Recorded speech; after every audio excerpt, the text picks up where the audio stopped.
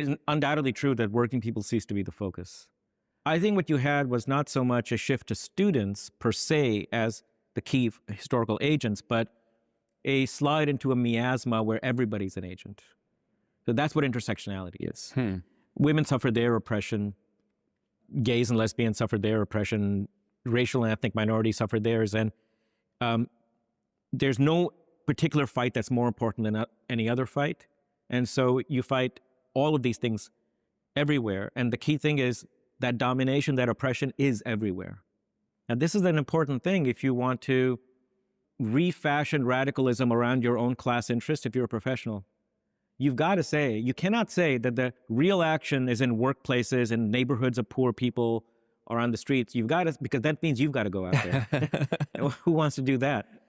What you've got to say is that oppression is everywhere, which means if I walk into the faculty lounge and I don't get my cappuccino exactly when I want it, that's a fight I'm going to take up. Yeah. If I get a salary that's 10% less than the other guy's salary and I happen to be a woman or a person of color, that's oppression.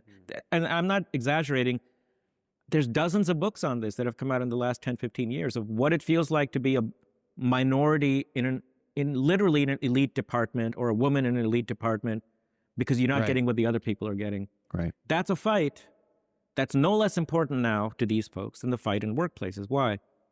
Because power is power, and that power is everywhere. And this happens to be, there's this thing now, wherever you are, fight there. It sounds great, but the fact is, the places you inhabit may not be at all important in the reproduction of the key forms of domination in society. But it's a great way for faculty and NGOs to say, we're never going to actually try to organize working people because I happen to be in this site and that's the site I'm going to politicize. I think that's called hyperpolitics now. Politicize every fucking thing. Why? Where you are is a site of complete irrelevance to capitalism, right? But that's what you're going to politicize. The cultural